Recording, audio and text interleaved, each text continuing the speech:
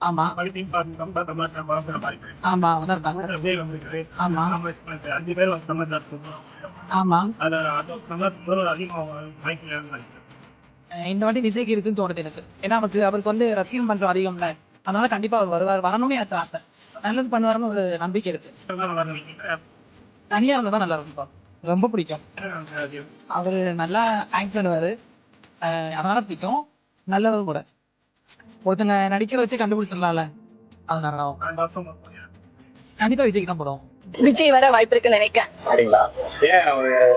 ஏன்னா இப்ப யங்ஸ்டர்ஸ் எல்லாமே அதிகமா இருக்காங்க. அவங்க மோஸ்டா வந்து விஜயை போட்டு ஒரு மாற்றத்தை வந்து உருவாக்கணும்.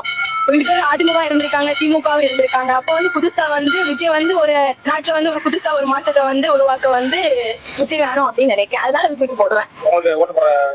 ஆமா ஆமா விஜய்க்கு தான் கண்டிப்பா.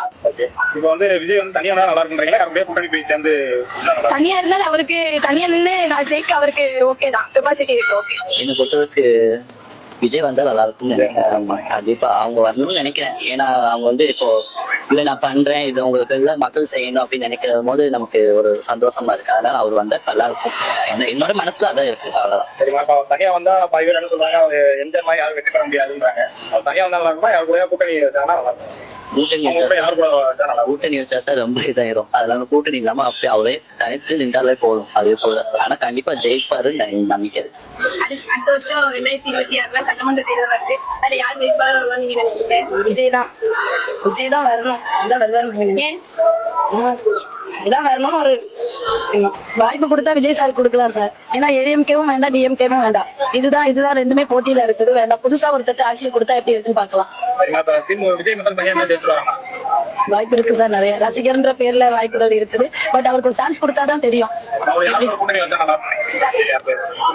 சிங்கிளா இருந்தாவே போதும் சார்.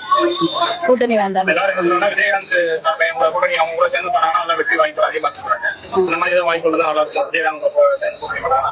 எப்படி இருக்கலாம் சார். மினிமம் பாத்தீங்கன்னா மேக்ஸிமம் பார்த்தா அவங்க தனியா நிக்கிறது பெஸ்ட்.